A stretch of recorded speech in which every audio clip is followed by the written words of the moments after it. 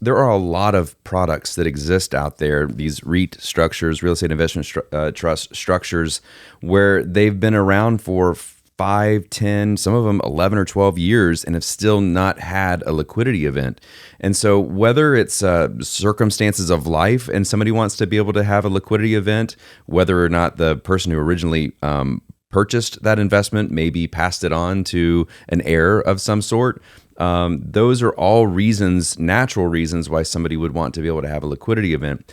Otherwise, there's just the natural element of wanting to reposition your portfolio.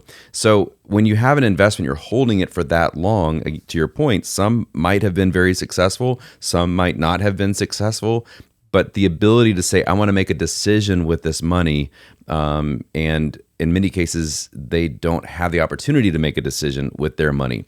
They're beholden to the trust as to if they're going to have a listing event on an exchange, or if they're going to have somebody that's going to acquire them. Those are the two most natural events that happen in the life cycle. But if market conditions aren't great for them, then they just keep waiting. And it's up to the fund company to make that decision of when they do it. Yeah, and I think so. So first of all, let's explain why these assets are illiquid. So let's just use an apartment complex, and let's just say that you had 100 investors get together and they go out and buy a $2 million apartment complex. And one of the investors wants out. Well, you can't just sell an apartment or carve some bricks off the side and sell those and give that investor their money out, right? So the apartment actually has to sell before there can be a liquidity event, or somebody else needs to come in and buy it, like you said. So, or they need to list it on an exchange. But to me, I think that's where people get confused, is they don't understand, well, why can't I get my money out? Well, because your money is actually in an illiquid asset. Real estate, by its nature, is an illiquid asset.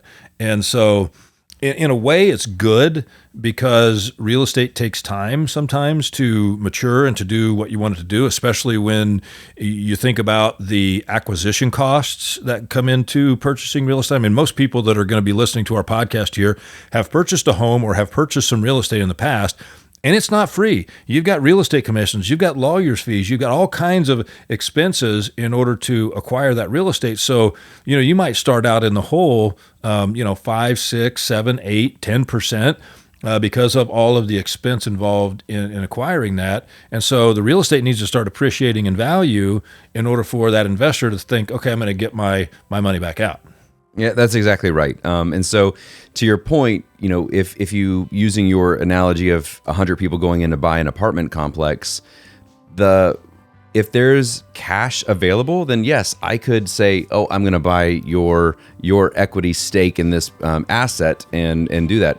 Problem is historically, it's a very complicated procedure. One, you have to be able to value that asset.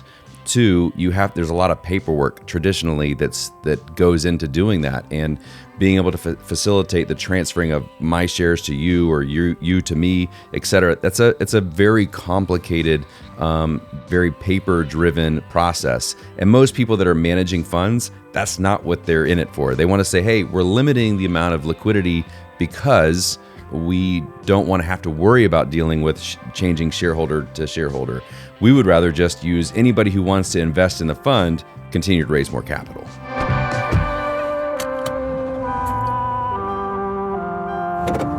Starting your route to retirement.